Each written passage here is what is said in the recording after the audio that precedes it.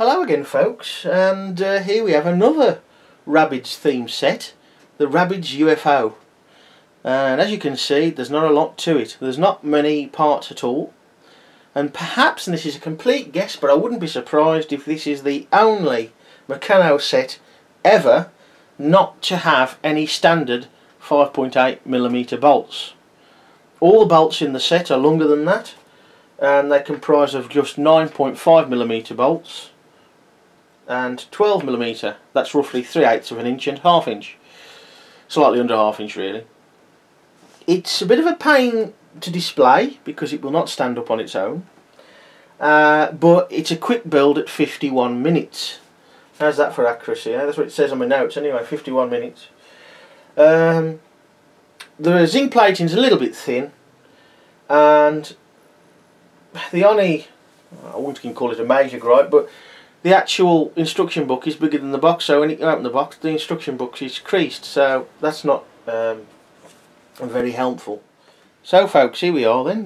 Give you a little bit more close-up look. Not that there's a fat lot to show you at all. The main structure is curved stepped strips with two different kinds of angle brackets of the narrow variety.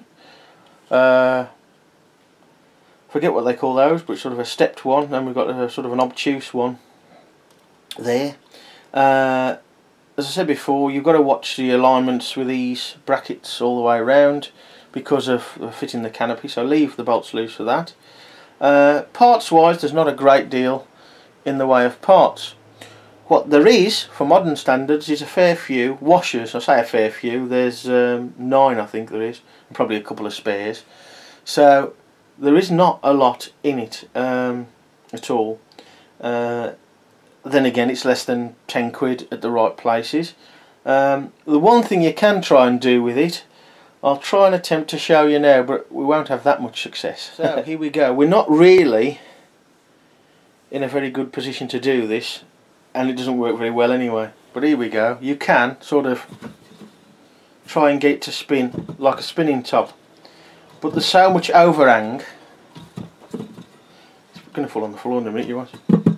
Oh, that wasn't too bad.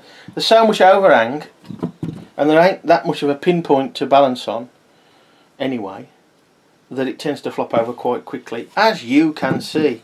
Now, whether you're supposed to be able to do this with it is anyone's guess. As you can see, it does not want to spin very long and very upright. Oh, it's probably the best ever. So you need to put a hell of a lot of spin on it.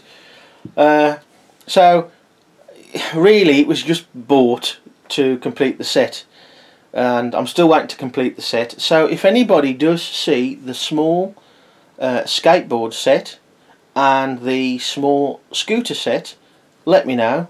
I'm after those two to finish the series. I can't really say much more about this one at all, so we'll see you again soon.